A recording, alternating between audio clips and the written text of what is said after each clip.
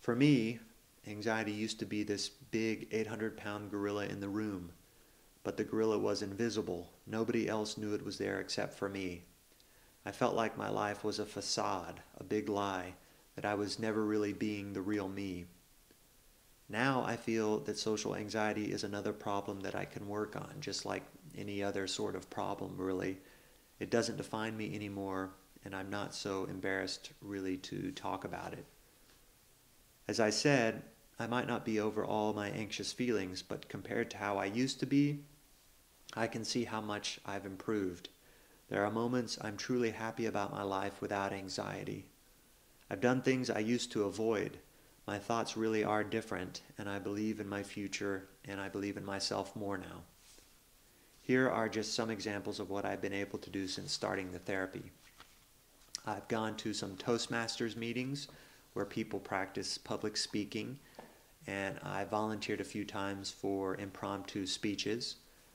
I've gone to some dance classes, and I've been to some foreign language classes. Just going back to a classroom situation has been a big success. I thought that I never would do that again.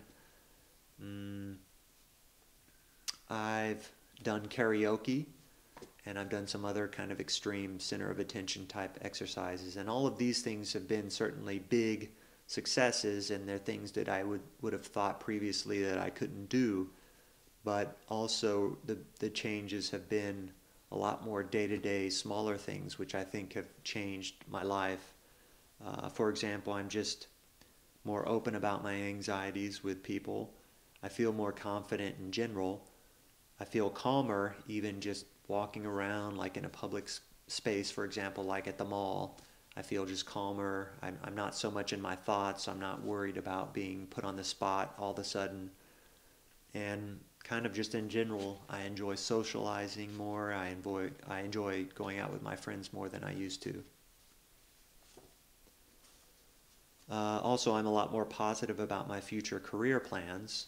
A big thing for me in the past was procrastination, but the confidence has really helped to start make better decisions, not to think too much over those decisions, and to stop procrastinating.